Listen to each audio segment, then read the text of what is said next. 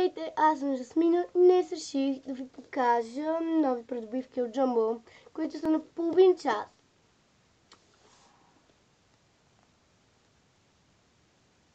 Забравих! Исках да ви се извиня, където не снимах толкова дълго време клип.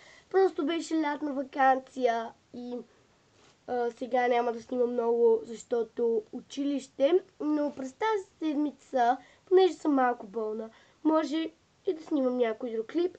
Влог някакъв може да направя, но едва ли. Така че, да започваме.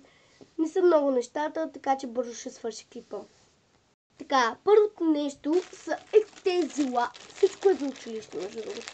Първото нещо са ето тези ласти, които май са 1000. Направо не съм ги бояла, но и това може да стигна.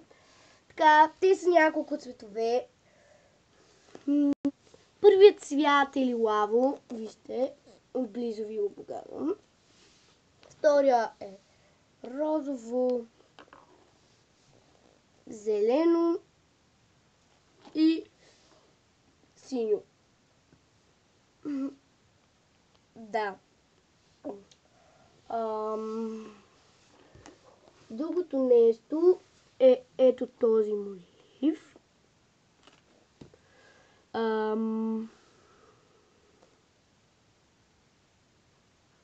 На таблицата за умножение от 1 до 10. Гумата му е розова отзаде. Ето.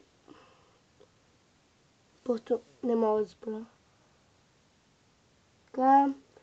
Не е острен. И това, което мога да кажа него. Другото нещо е това малко лепилце на... извинете. На Pretty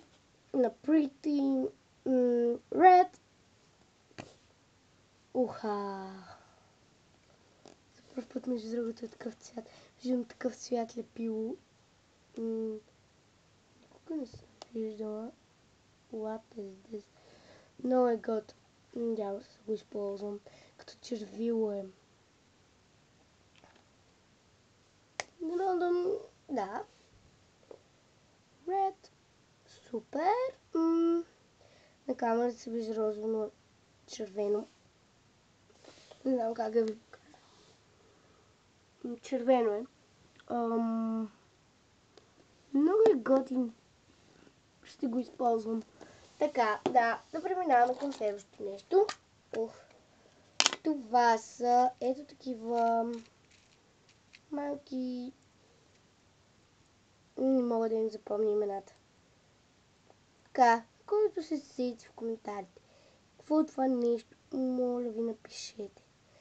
И всеки, който гледа този клип, искам да ми каже, искам да ми зададе няколко въпроси в коментарите, защото просто да ми зададе въпроси. Ще направя такъв клип, когато ми зададат въпроси хора. Така, да.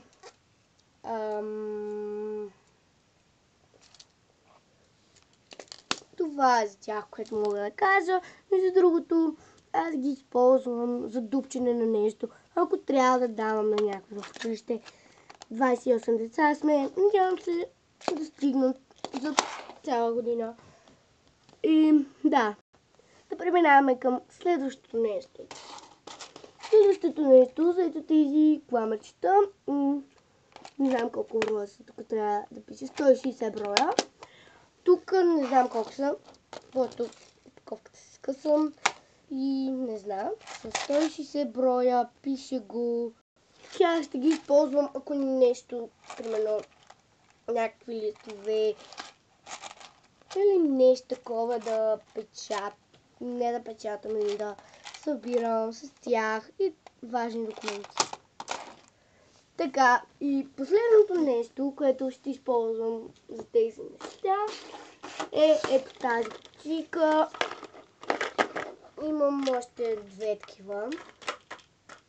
Пак една такава и една лилава.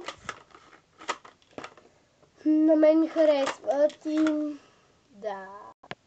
И понеже няма какво да правя и скучая, ще ви покажа кажа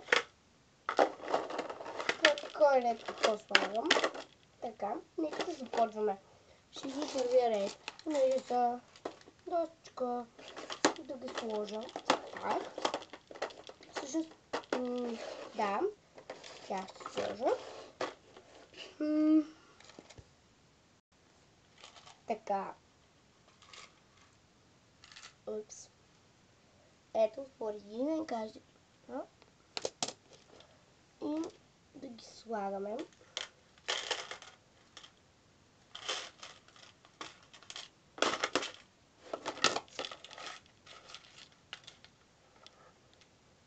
Сложи ги. Вижте.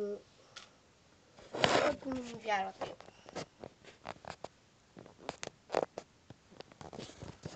Сори.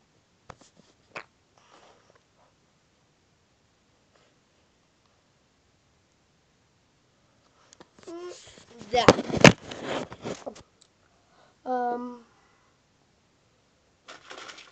Това се другото. На втория ред ще сложа тези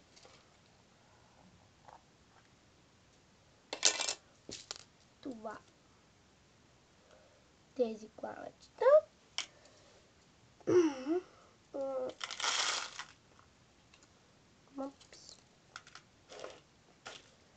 Те пък взеха, че излязаха всички цветове по-едно. Да, и на трето място, понеже съм най-много, реших да сложа колкото мога такива плаччета. Няма да показвам как градя, че да могат да се съберат, защото е много дълго. Значи просто нареждам. Така един върху друг и то се събира доста. Защото ако ги имам някакъв ред, събират повече. И да, това е. С тях ще бъда винаги на училище. И по-лесното. Винаги ще имам тези две кутии, когато никога няма да ме предадат. Тук имам около 40 ластика. Тук 28. Много е просто. Имам си приятел верен, който е Ред. Имам си и Молив прав. Много е красив и той с нощта. Винаги си пазя тази касичка, която винаги редя моите неща. Надявам се видеоклипа да ви е харесал. Чао! Муа!